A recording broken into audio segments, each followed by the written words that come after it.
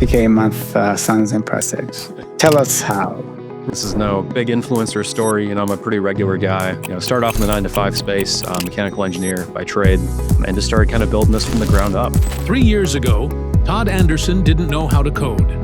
Today, he runs a $50,000 per month agency and built it all from scratch with zero audience, zero funding, and relentless execution. Do work for free, and then as soon as you don't have any more free workers that you can take on, charge them, kick out the free ones for paid ones. Congratulations, you have a business. Right? To scale it. Biggest thing is just not giving up. I think a lot of business is just chewing glass, and the winners end up coming out just the ones that can chew the most glass and still smile. Curious to hear your story because the 50K a month sounds impressive. Tell us how. Right? This is the dream. People watch the videos all the time on this. In fact, they probably clicked on this one and are like, oh, okay, another one. So let's hear this. Yes, exactly. And this is no big influencer story. I'm a pretty regular guy.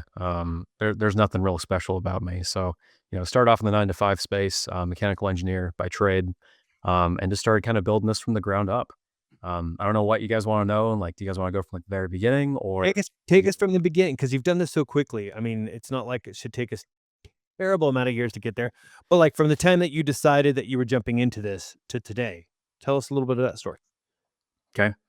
So, this was about COVID times, had the 9-to-5 position and everything, and taught myself to code. So I'm a mechanical engineer by background. So I've always kind of got that, builder mentality, kind of know the ones and zeros of at least physical, building of products and stuff, but I always was curious on code and everything. So taught myself code through COVID, built a number of softwares and apps and stuff. And I came to the conclusion that this shouldn't be too hard to do for some family, friends and everything. So family friend of mine needed a website for their diesel mechanic shop. They had started about a year and a half earlier. And I just offered it to him. I was like, hey, if you guys do it, let me do it for you in exchange for a 5-star review. If I earn it, would you guys be interested? And luckily they said yes. So I went for that. Built on the website, and it ranked super well because it was a full stack site that was eventually, basically competing against outdated WordPress, HTML sites. It was the Lamborghini versus old Volkswagens or something. Yeah. So ranked super well. And then I kind of got cocky and I figured I knew what I was doing. Right. So I took to Twitter, never posted before, never done any kind of social media stuff. And I started posting about it. And come to find out SEO is actually an entire industry, which I had no idea about. And so I was boasting this win, went viral a few times there, and then signed accounts, month over month after that. And which brings us here about 2 years later, I think, maybe a little over 2 years. Amazing. So you did two things, if I'm understanding correctly. I guess maybe I could argue three. You went and built the website, which also tied you into SEO. But at the same time, you also said, oh, and Twitter. Those were all pretty new to you, or were you using Twitter at the time? Completely new. Okay. Yeah. So Twitter was out of nowhere. I'm not a very big guy on social media. I'm just now starting to do short form content and stuff. I'm an engineer, right? I'm a nerd. So this kind of extroverted stuff doesn't really come naturally. So yeah, it was all new. And fascinating. And then I do have to ask though, do you still call it Twitter today, or is it X today for you? I kind of use both. So in my emails, I'll say Twitter/X. I don't know. Twitter's just so sticky of a name. I know it is. I know. I always have to bring it up because it's always one of those things to me. I'm like, talk from a brand change perspective. We don't see what Elon's doing yet. I'm sure in the future when everything is X, we'll understand. But yeah.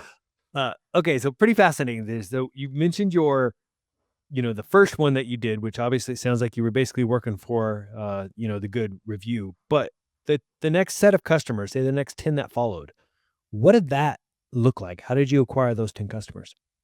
So the first customer, this is my favorite story in the entire business. We've closed great deals and everything, but this first little chunk of change is my biggest win. So I lived in this really, really crappy duplex over I don't know, 6 blocks that way or something. Pretty rough neighborhood, drug ridden, all kinds of, narcotics and stuff. Not good. And this guy bought this laundromat, this little dinky, stinky, tiny little laundromat. It's been there forever. Obviously, drug ridden. There's got, women turning tricks and stuff all night long around it, 24 hours. It didn't look good, but he bought it. And he looked like a really stand-up guy, and I heard he was cleaning up the community. So I saw he got a new website, and it was essentially a landing page of like a stand up, like, hey, here's my logo. This is a laundromat site pending coming soon. Right.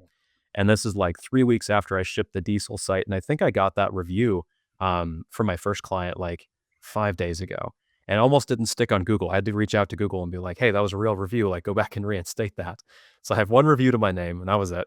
And so all day long, I spent time working on like a mock website for him, like hand coding, designing. I designed everything on the landing page the day of. And then at like 7 p.m., like 30 minutes before he closed, I ran over there to introduce myself and I tried to sell him on it. And on the spot, he kind of had to pull it out of me because I was super nervous. It was my first big like official sales meeting, right? Yeah. Um, and so after a long, conversation and talking about what I do and everything, I showed him the landing page, and he was so impressed. He was already paying someone from Ukraine to design his new website for like 3Gs or something. Yeah. And he immediately, in front of me, canceled that contract. Was so impressed with me. He was like, "I'm going to go with you. You're across the street. You're super ambitious. Let's do it." And my initial price, I think I was at like $1,500 for like this entire site. And it was like Next.js, like all these integrations and stuff. He was totally bending me over, and he talked me down to about $500. Oh man. And so we shook hands, and then I went home and I ran so fast I almost leapt out of my shoes as I rounded the corner to go tell my wife. And nothing has ever like, it was just so sweet, that first win, right? Yeah. So that was the first paying customer officially. Yeah. That was it. I have a question. What's the differentiating factor that someone would want you to build a landing page type of site versus going to one of the thousands of maybe hundreds of the drag and drop kind of no code builders? Like, why would somebody go with one or the other? If you like what you're seeing and you want to see more, be sure to click on the like button, subscribe to our channel, and click on the bell. It lets YouTube know you want to support the This Is the Way podcast, and it helps spread the word, and we greatly appreciate it. And now, back to the episode. I can't answer that super accurately now with where we're at, 'cause we've really come like pretty far away from landing page design and stuff like that. More of it's like SEO based these days, and VAs, which we'll probably get into. So I can't speak too accurately. Back then, I would have argued that, it's a Next.js site and it loads super fast and it's cached on your device and everything. So users don't have to wait for it to load and your conversion rate goes up.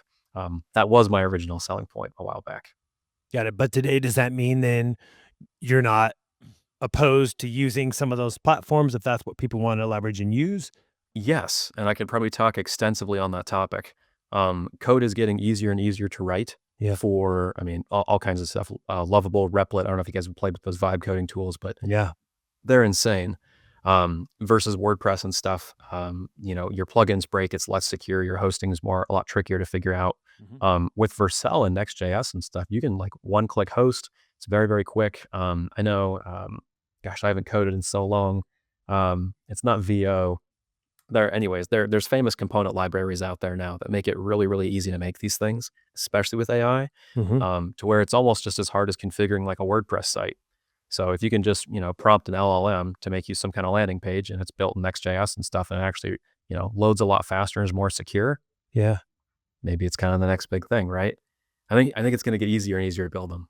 Yeah. Interesting. So then what do you see as somebody who's in this space as a reason still that people will reach out and want to leverage you for the services versus, try it themselves?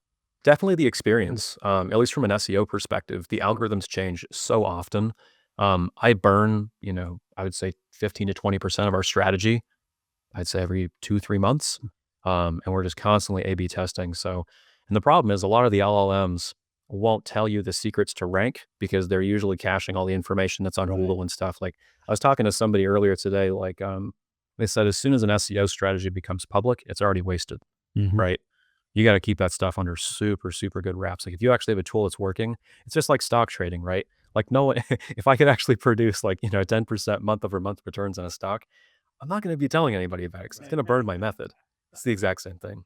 I think it's that general big question around AI at large, because even when people are like, "Oh, yeah, now it means that people can leverage AI for copy and all this stuff." Which, okay, sure, for a moment, then, and especially if you have a horrible site or no site, it's like, yeah, you know what, that's going to be good. But when everybody else is using that same exact approach and copy to theirs, then now you got to do something different to stand out. And I think what you said about kind of looking around the corners, knowing what's coming, staying ahead of it, helps you to then position any of your clients the right way.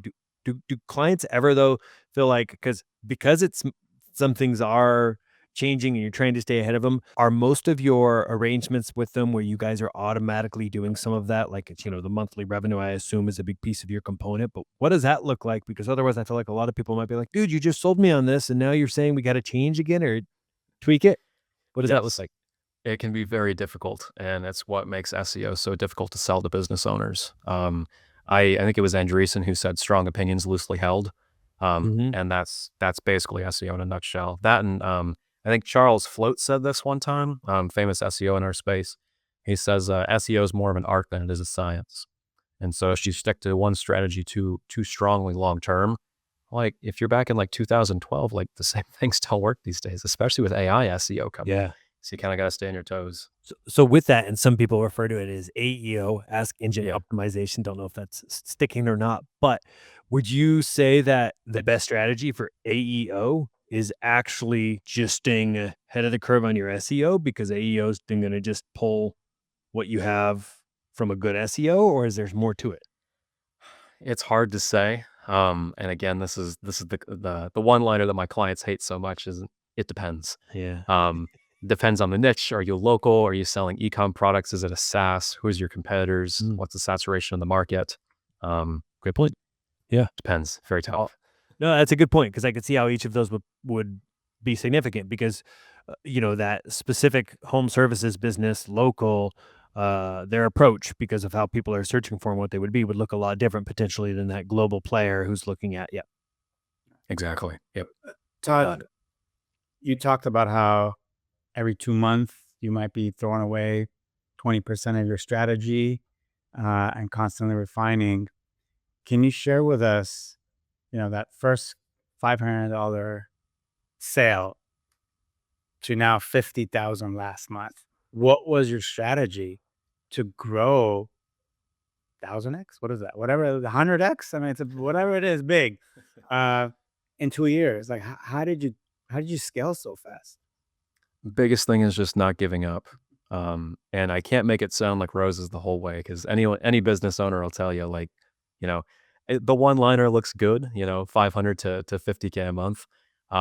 But, along the way, churned clients, mistakes, angry clients, hosting issues, firing employees I didn't want to fire because they're good people, just not good workers.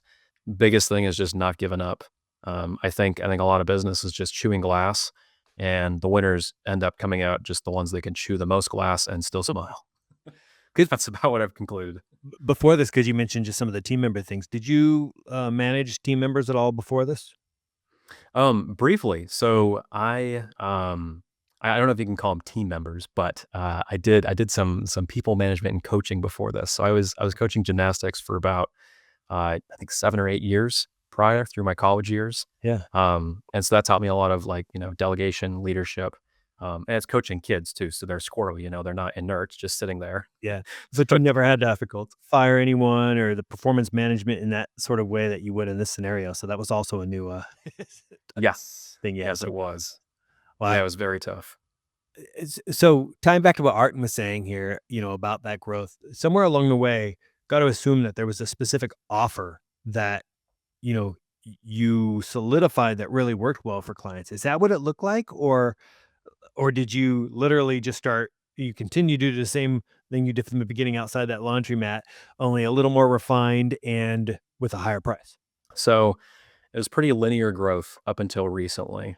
So it was that product that we found that the market, I don't know, we found a good price point for the market. We found what niches it was going to be performing well in, and the consistent results we could ship for that for the ROI for business owners. Kind of found that along the way and kind of scaled linearly with that. Mhm. And then until recently with the virtual assistant placing stuff where it just went like hockey stick growth very, very quickly. Interesting, which we're going to get to in a second because that's, curious in its own right. But I am curious there then, as that occurred for you, was it a specific then niche or market you were going after? For the most part, no. And I get that question a lot. People always ask me what my niche is. a lot of my audience is pretty broad based on social media. So, we've worked with anyone from, IT companies to tree services to moving companies, really all of the place. Um, Really, the only niche that we've been kind of confined to is like home service businesses. Mhm. But then we still have like tech companies and stuff we work with sometimes, private equity every now and then. Um, just kind of depends, not really niche focused. Yeah. Okay. And then they find you mainly through X. Twitter and X. And then sometimes I get the oddball job through my Google business profile, which I can probably talk about if you guys are curious. All kinds of wacky things come through there. Oh yeah. Tell us now. It's so intriguing. This is so it's weird because where I'm at in Washington, we don't have any big cities here on the east side. Spokane and Tri-Cities are about the same size. And if you're gonna look for any kind of like high-end developer shop or full stack integrations, generally got to go west side, and there's not really anybody here on the east side. And positioning myself not only as just web design and SEO, originally it was a lot more code and full stack. And so when my little tiny marketing company over here gets a call for, hey, do you guys do XYZ for, a full stack app, whether it's a lookalike to some kind of Silicon Valley startup or something, Oh, interesting. I'm one of the only guys that can actually say yes and actually convince them. Fascinating. Yeah, it leads to some weird deals. Yeah, that is so interesting. It's also interesting that in those scenarios, they, prefer something with the sense that you're local and somebody around that area because they could technically farm that out anywhere else, such as Ukraine for the other guy. What do you It think? also shows the power of being a big fish in a small pond, I guess. Yes, Yeah. exactly. I think so. But so I'm curious though with that because would you say that more of your clients are ones that are looking for more of that level of development, or are most of them your kind of basic, I don't want to call it run of the mill site because you're too better than run of the mill, but you know what I mean? Like, the difference between a home service versus something of that size. Usually pretty different. Those larger projects are much more rare to come across my plate. Okay. Yeah. Yeah, a lot of them are pretty basic. So then in terms of Twitter, did it just turn out that as you started posting this way, Twitter started getting you up in front of the right people? The right people happened to be anybody who had an interest in SEO, I assume was, I think, a big part of your focus. And then through that and them seeing your expertise as you drop different knowledge, probably also heavily on what you were describing as staying ahead of the knowledge, letting people know that's when they're just like, okay, well, look, if we don't want to stay ahead of the knowledge. This person is, let's just use them for, does that sound about right?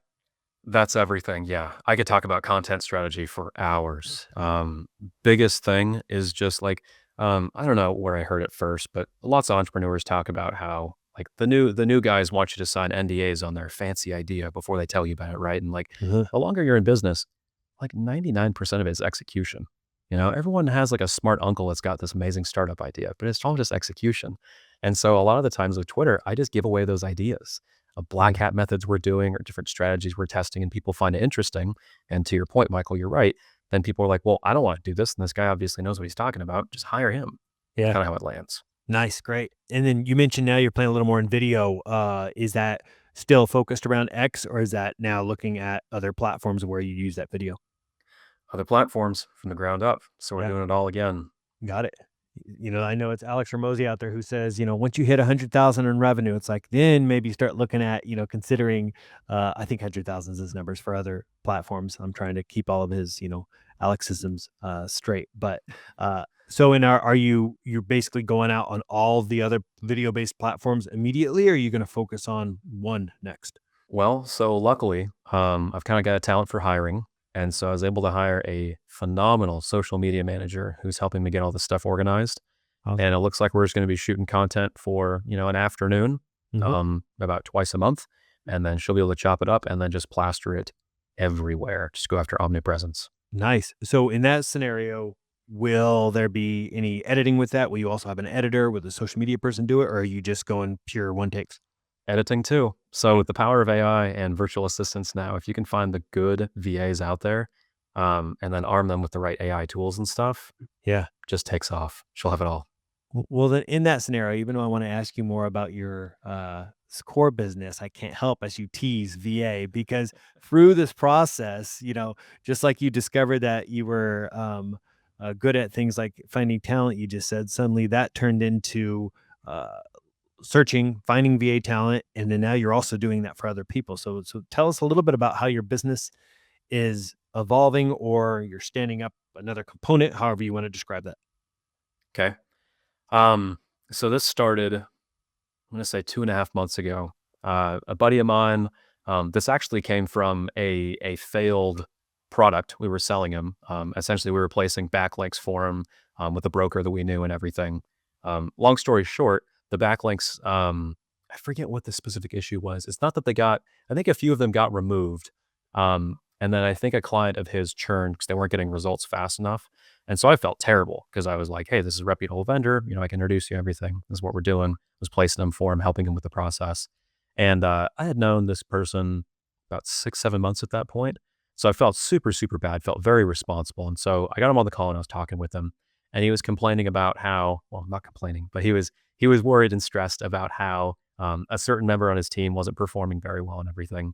And I just kind of dove in more and more and started asking questions and quickly realized that I had built a very unique team that kind of ran itself because I spend about 10 to 15 hours a week on the business itself for SEO stuff. Kind of runs itself passively. And as I was telling my buddy about that, he kind of inquired and he was like, well, how'd you do that? And, oh, I built this international team and everything else, yada, yada. And he's like, And this "Did you do this it is a for good me?" point to remind everybody. And he just made a $50,000 month. So what you're saying here is, I think, really worth listening to. Yes, this is where it took off is doing this offer. So long story short, felt bad, wanted to help him out. And so I noticed an opportunity for it. And it was this other, business model and stuff that was going to kind of take off. And so, what I did again is I did it for free for a review. Mm-hmm. And that's when it started taking off. And that review led to a few of my other buddies inquiring, started charging just a little bit of money for that. And then I took to Twitter, started posting about it, built a really crummy landing page about an afternoon, threw the video testimonials on there. And then it's been off the races ever since. Wow, that's awesome. And I love what you just said there, because we all get in our own way so easily when it comes to what you did twice here. And you sound like you did it pretty easily, even though everybody struggles, which is go do something for free. You'll learn a little bit along the way. People are Yes. forgiving when it's free. They're going to give you a good testimonial. As soon as you get a couple of those up, people now trust you. Put them on your poor landing page is perfectly fine, because as you said too, that's another thing that I think too many people get in their own way on, is they overthink it. But you're like, let's get it up. You're always going to evolve it, always going to make it better, but that's Yes. a good way to get it out there, and it's working out. It sounds like for you. Yes. So Every time. it's Go ahead, Art. so simple, but most people don't do it, including Michael and I. We've fallen into that trap. But it's such a simple strategy that Yes. anybody can use. Yes. I think Harmoza even had some kind of TikTok that I saw like a month back talking about like, hey, like do work for free. And then as soon as you don't have any more free workers that you can take on, charge them, kick out the free ones for paid ones. Congratulations, you have a business. Right. Just scale it. That's it. It is. It's not hard. Yeah, it's a great way to put it. So then for you though, what you've unlocked with, I say VA, it almost in this scenario, while that's relevant, you've got really good at the hiring side of it, which is a key piece, I think, of what you're doing now when it comes to the VA placement, right? Because you are helping to source the right person for someone else. So, because Art and I, through our careers at, um, Disney and Netflix, I mean, at Disney, actually, for a while there, we were working on this tool just personally, because we're like, gosh, man, people here, half the time, they're never actually trained on how to hire. Like, you just kind of get thrown into it and you're like, go hire a person.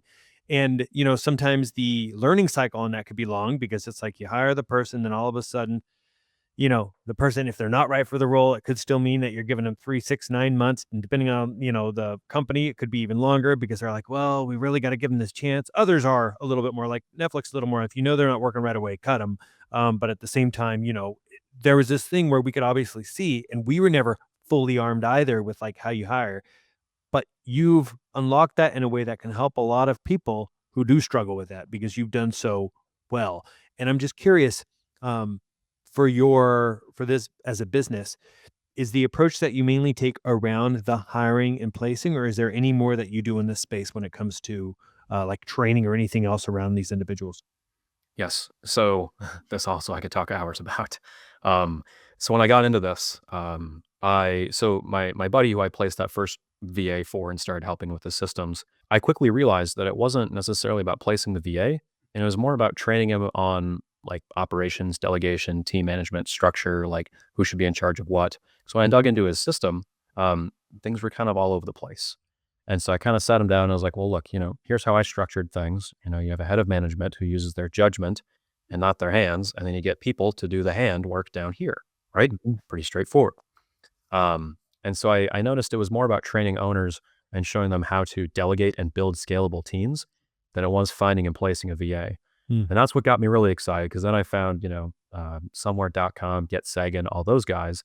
And I listened to other customers talking about pain points with those platforms and stuff. And a lot of it came down to, they'll place VAs, but they won't train them and they won't train the operators on how to use them. Yeah. And then, everyone knows that as soon as you hire a VA, a lot of the times we don't need a full-time position. And so then the VA is sitting there twiddling their thumbs just waiting. And so I took the product even further. And now we've got SOPs and databases and extra trainings and stuff to upskill the VA. So they're not only fixing a problem for you, but then they start generating more revenue or putting out other fires and stuff. Yeah. That's great. So in those scenarios though, you in some ways also helped solve for that busy owner. Like, because oftentimes an owner will be like, oh, just do it because it feels easier.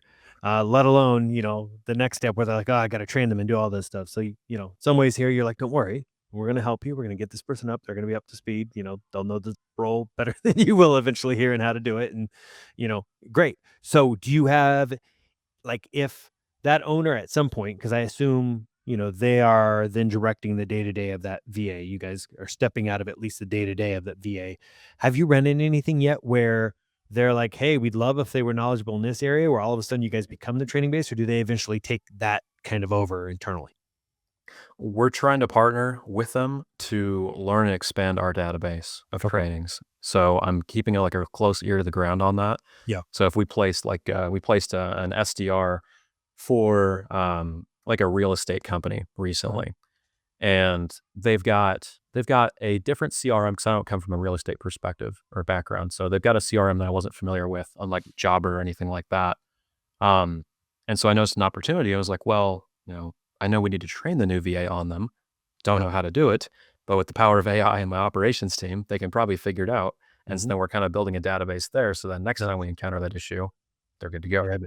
Yeah, because I could see an interesting area here. Again, maybe this is a little bit of a reach out of the core VA thing, but like, there's a company out there called Blue Collar, and what Blue Collar does is they are focused heavily on the home services business, especially HVAC, plumbing.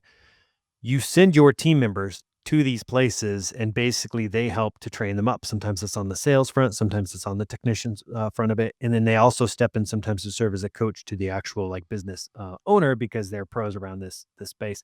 So in this scenario here, as not everybody's as gung ho as maybe the three of us might be around AI and how we're learning some of those things. But I could absolutely see how in the future, some of these businesses more and more would be like, gosh, we need our team members to go to this, call it AI school or to learn to be better at, these different skills. Cause there's so many different skills and even each LLM is its own, beast, if you will. So I'll be curious to see where that develops. Again, maybe won't even go down that pathway at all. I think the core thing that you mentioned, just around just finding a really good person, like the barrier I think so many people make is they know they should hire, but starting that process sometimes doesn't even happen. Versus if they just have to, once you set that emotion with somebody like you and your company, that makes it a little bit easier. And then to know that they can also come in with some of the basic skill sets, that's pretty huge. Yeah, it's been very powerful so far for business owners. Typical roles, we've hired for a lot of different stuff at this point. Off the top of my head, so SDRs for real estate that I mentioned, placed an admin this afternoon with the company to handle inbound calls because they were previous with another company that had some kind of offer of like, we'll man the phones for you 24/7. But that company was dropping like 10, 15% of the leads and he's missing out on like 25K a month. I actually just posted about this afternoon. So it was so eye-opening to see how much leverage is out there for the right hire. It's wild. So on top of that, we think we've got general admins I placed. We've got heads of SEO that I just placed, social media managers, obviously a whole bunch of agency owner type stuff. So like operations managers for SEO companies, Yeah. people knowledgeable on web design, development, developers, programmers. You name it. If it Nice. can be done from a computer, we can find them. That's awesome. And where are you generally sourcing talent from? At this point, anywhere overseas. So we've done a lot of hiring out of the Philippines. Okay. My team is almost exclusively based out of the Philippines. My network is very, very strong there now. We just started expanding to South Africa, Latin America. Colombia's got some really good talent right now. Eastern Europe as necessary, and then eventually UK in the future for all those like I don't know, more managerial or like client-facing roles. Got it. Role experience. Because the accent, man, you just can't. It's hard to say no. There was always this joke. We worked for somebody who's British, and then there was this girl. The story always sticks with me. She was in this other group, and I'd come in there and I'd say we couldn't do something. I'd be like, we can't do that, and people didn't like that. But the minute she said we can't do it, all of a sudden it sounded so much nicer. And they're like, oh, okay, well if you can't do it, I'm like, wait a minute, what? Just this, anyway. So with that though, and some of the people that you're hiring and as you do source around them, I'm very curious, and I don't know if you started branching out with your Twitter account around this yet, but is there a place where you share some best practices? For example, right now when I'm like, dude, like, how are you finding good talent? Because so often I feel like people will go and search. Maybe they're searching in the wrong places. Maybe you could just give us a tip on that. But they end up with somebody that burns them on using Yes. VAs. Yes. Maybe they're just paying too little too, because they're like, I want my $5 talent. Possibly. Okay, the answer is multi-part. The one problem is finding the top talent, and the second problem is maintaining the top talent. And that's where we kind of come in to partner with businesses and make sure, once we find the really good VA, I want to make sure the VA stays, right? That's a whole different problem. But how we find them initially, at least. Lots of different platforms out there. So if you're hiring from like South Africa, Indeed seems to be a little bit expensive, but you can sponsor job posts. We've had really, really good success finding good candidates there. Latin America, same thing. You can also use LinkedIn Sales Navigator to try and weed out, candidates and pattern match and stuff. Then DM, a little bit more intensive, kind of a difficult position to fill for. Yeah. And then for the Philippines, everyone knows, at least over in Twitter world, onlinejobs.ph. And that is where everybody is getting their general VAs from the Philippines from. Interesting. So what I didn't hear you mention there were Fiverr. What's the other freelance one, Artin, at Upwork. Upwork? Yeah. So and tell us why those ones didn't show up on your radar. I've certainly hired from there before. I used one of those platforms recently for a software project very successfully. It was an amazing team that I found. I don't know. It's correct me if I'm wrong. I don't think you can post jobs on Fiverr and Upwork as like an employer. Maybe you can. I don't know. I know you can hire talent from it. But these other job boards seem to have more of like an open sea type vibe to it, where I can post and I just get like, our average, we get 400 applicants per posting now. Wow. So this has that sheer volume that we can really, really weed through and then find the top talent. So maybe I should try it. No, that makes sense. I think what you're saying. Look, I'm not saying we've had the most amazing experience from those other platforms, and I'm pointing out that maybe that's part of the problem. I think the method you're going through sounds like a little bit more of a traditional recruiting method, which is usually a bit more thorough. I think when sometimes people are using these other things, they're using them almost more one-off and this sort of things, and maybe it develops into more. So I think because you're going into it initially with the idea and you're willing to invest more time because the risk or the risk and the reward, obviously longer term is there. So I think that makes sense. Art, and you've leveraged some of those platforms more than me. Do you have a perspective around this? I have. I've never used them for VAs. In the past, when I've used them, it's usually been for like actual web development work or research, a little bit of research, but then like UI UX work. Yeah. And there's ways that I've used ratings and tests to validate if the ratings are actually legit or they're just inflated and fake rating. I've done some things, but I've never used it for VA. So I'm not very interested to try this other one that Todd mentioned. Yeah. And so, Todd, for you, when it comes to, thinking about each of these businesses right now, and by the way, before this, did you have a cleaning business too at some point in your life? We were trying to start up as a side project for SEO to test like some ultra black hat methods. made a little bit of money the first month, and then the VA stuff just blew out. Okay. Okay. Like, I was yeah. curious just because I saw that too. Yeah. Yeah. Okay. I could get it as the black hat, it's an interesting way to, approach it and think about it. So, but with these businesses now, how are you from like a tech stack perspective? I understand how you're, attracting clients heavily through Twitter. In fact, sorry, let me clarify first. Is that where the VA stuff is naturally coming from as well, or is that coming from somewhere else? Yeah, that and my network. Okay. I was shocked at what started coming in just Okay, through got Twitter again, organic. And are you actually talking about that as much on Twitter, or is it still mainly SEO focused on there? Trying to talk more about it. Mhm. It's kind of a 50-50 split now because I'm only one person. Now I'm being pulled in multiple directions. Yeah, So a bit that's of both. okay, that's fair. And I know that is the other tricky thing too. And obviously, as you said, you got social media manager working with there, and there are ways to do it. But when you're also a brand, you're the one people are used to. It's like, how do you find that balance to scaling yourself across these worlds? Because you can hire people to the degree of the others, but yeah, it becomes that tricky balance. Maybe you need a full time media team like Alex Hermosi does here at some point, and that'll solve your problems for you. I think so. Yeah, one VA powered by AI Yeah. probably only get me so far. Yeah, exactly. So, and I like because another question just come to my mind too is sometimes some people, as much as they would love to have that one VA, they struggle with the capacity around that. Are you guys meaning enough to fill their one person's plate? And I know you mentioned before about different ways that maybe they could be leveraged or cross trained to this, but have you set up anything at all where you still house that VA, but you sell out their time to anyone, or are you only doing it where you place it? So you're talking about an idea my team pitched me last week. We called it the fractional VA, and Yeah. I think we could probably do it in time. Because the problem right now is I have 24 qualified VAs I could place with businesses because I'm ready for scale, right? So I got all these great employees lined up and just nowhere to go with them.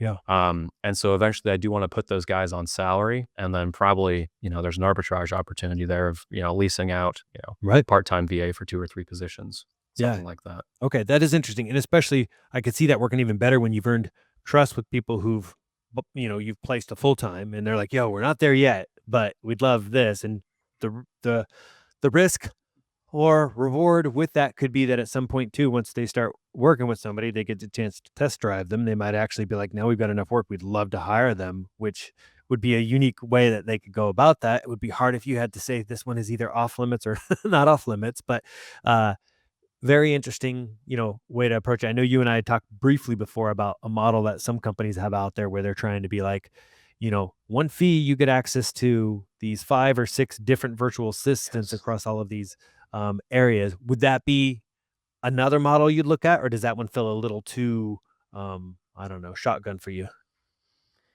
It almost feels too productized. Yeah. So I've toyed with the idea, and I'm trying to stay, I don't know, because it's almost the shiny object syndrome, Mhm. right? I Of get like, hey, look, this is kind of cool. Let me try Yeah. this. We get to be the shiny object people here because we don't have to do the work later. You're doing yeah. You guys trying to distract me. Yeah.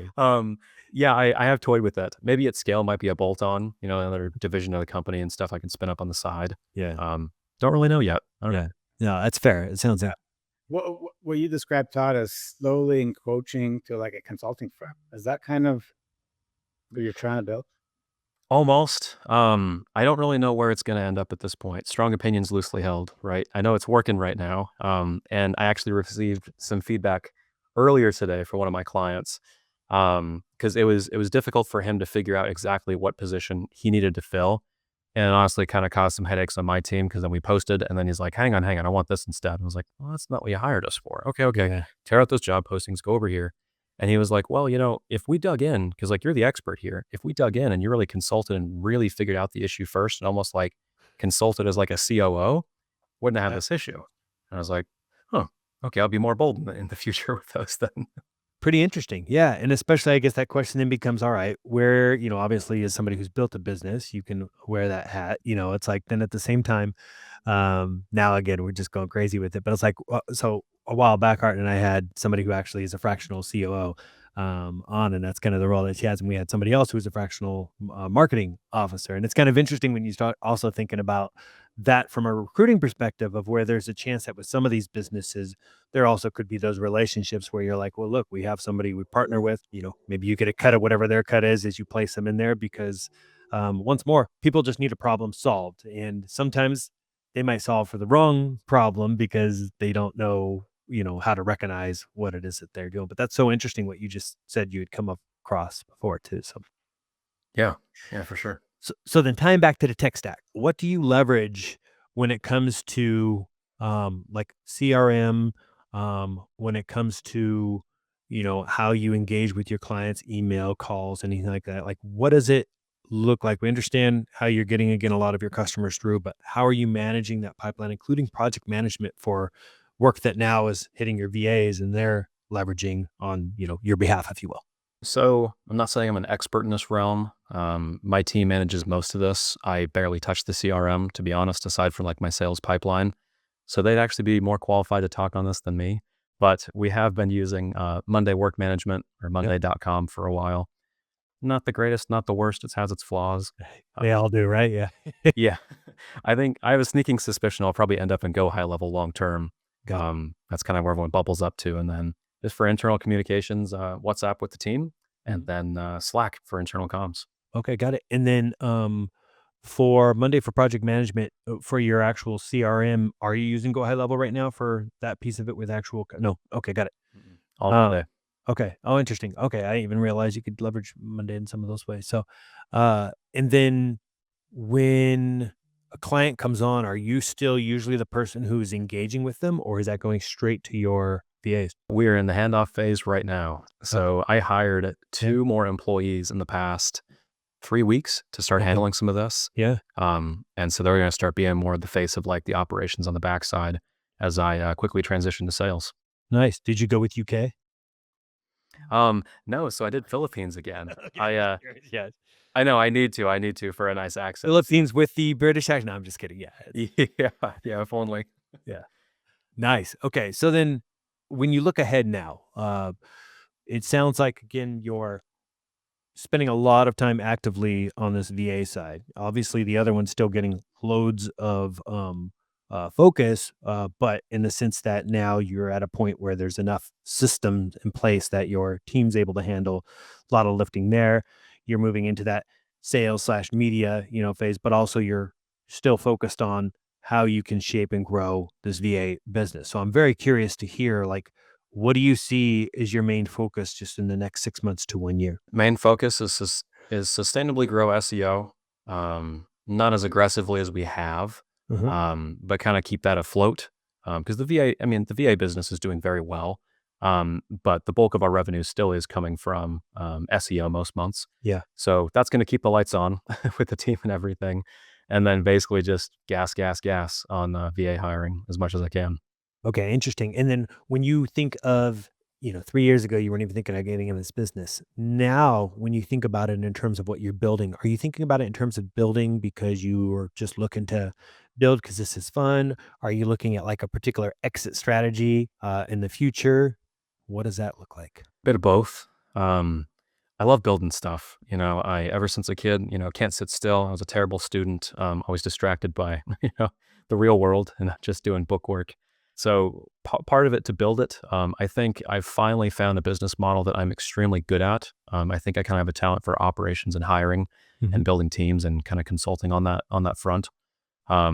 So kind of a bit of a passion project because it feels less like work as long as the leads are coming in and the lights stay on and I'm not stressed. Yeah. um, but then the exit strategy, yeah, I know. I'm on a podcast, so I can't quote exact numbers. I'm gonna get ruined in the comments or something. But I don't know what's that's good the for algorithm, so don't worry. yeah, it's just engagement Yeah, flank, guys. exactly. Yeah.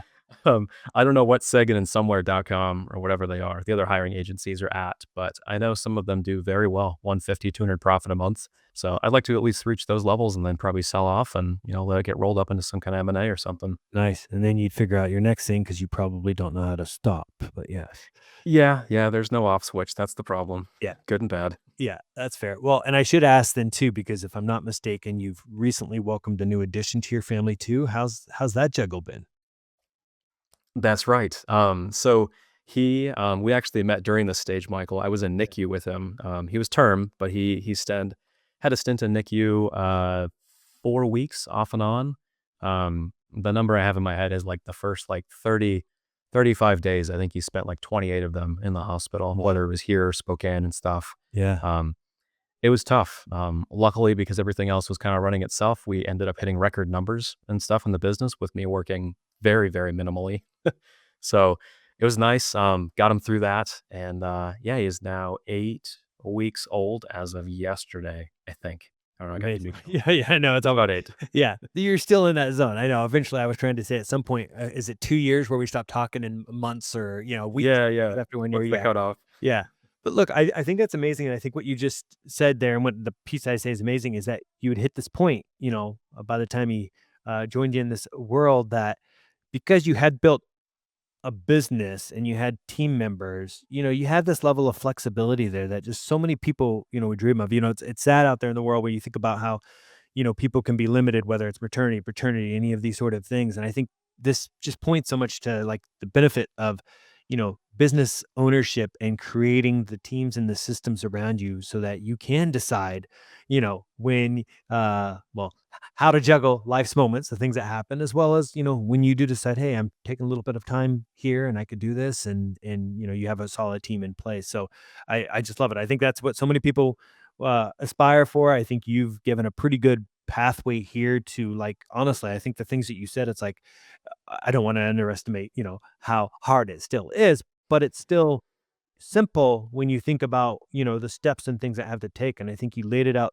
so well. And you came from this background where this wasn't your expertise when you jumped into it, but you just keep moving along, you keep learning more, and you keep, looking at where things are working, lean more into those. Now I got to assume there's probably some mistakes out there, so that people don't think that it's all, just this perfect thing. I am curious if you had to share, one of your big, not nightmares, but just something that, oh man, has happened as you've been building your business that you're like, oh, whether it's am I right for this? Should I do this? Or if it was just something that you've learned a lot from. We'd love to hear at least one of those. And if you say there are none, people are going to hate you. Oh yeah. No, they won't believe it. Um, I hesitate to talk about my biggest one because I don't want to thrash anyone on the podcast here.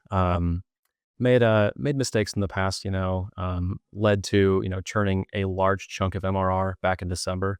Like my like bounce moment with the business, I almost had to put payroll on the credit card in December from accounts churning. Got it. And it was tough, I don't sleep because those are they're my team members. Like it's my team. I Yeah. think of them like family. And so that was a very, very dark moment. Right. And since then we've recovered very, very well, up until this point. But that was like a big do or die moment, That for me. And Go go ahead. No, please. I won't get into specifics and stuff, but that was it. Just to show it's not easy. It's tough. Yeah. I think a lot of business owners will face, one of those, at least hopefully once, but I think it happens multiple times, the cash flow related things. But I think us also, especially sometimes, I don't know but when you face that, did you have a solid way that you were managing cash flow in place and it just so happened to still occur? Or did that lead you to starting to think about a little bit more about how you look ahead at that? I don't know. I didn't think I didn't think things were going to get that bad that fast, and so my emergency reserves were like poof, Yeah. gone. Okay. And so it got really tough. The recovery really was kind of the kick in the pants to not, start working overload on the business because then we started signing more accounts and then, slowly climbing back up the hill. Yeah, I don't know. It was tough. No, I mean, again, what's always interesting about the reason I ask is I know that, there was a method that I was introduced to called 13-week cash flow that, like when you start, people are looking at it a certain amount of time in advance and you see those sort of things coming. Doesn't mean you still won't hit them at times. But again, the thing that's great about, business ownership, even though it's the downside as you painted the picture, is like, oh no.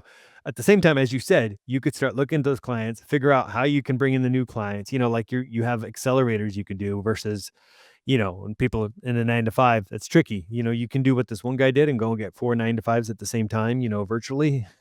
That's not what all are built for. So yeah, I could understand how it's scary, but you said something else in there too that I think is incredible. And I think shows to your ability as you look at talent too, is, you think about it in terms of them as well. You've built something that, you now have your team front and center. And I could only assume that makes your culture and what you've created there probably something that is admirable. So Yes, I can definitely feel it with the team most days.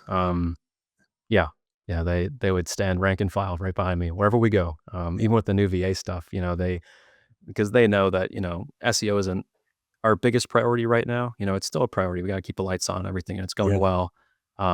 But I've spoken with them individually.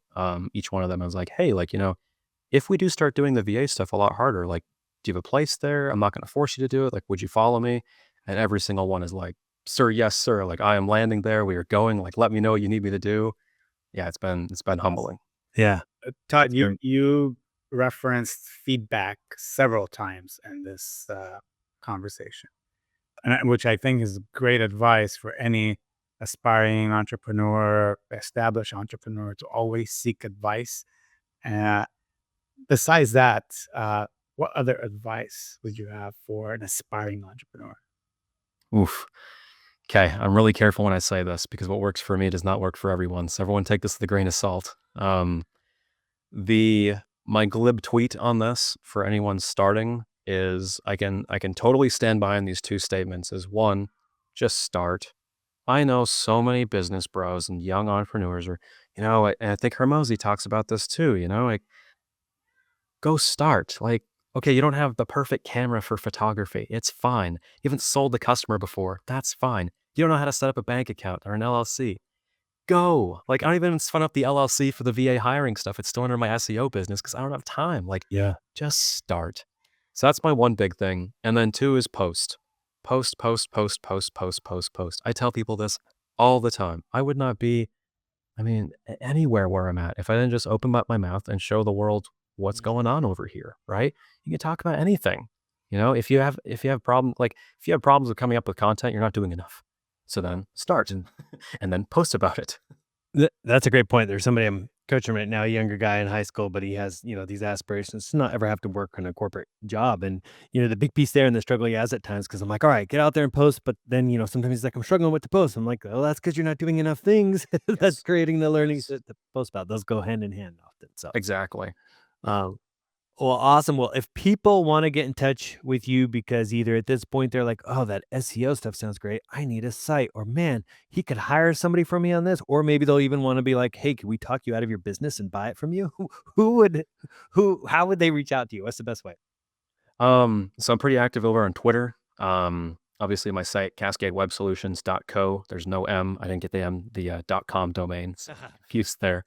It's hard to. But yeah, over on Twitter, I think my Twitter handle is _Todd Anderson. And just doing local SEO, global hiring over there. Sweet. Yeah, shoot me a DM.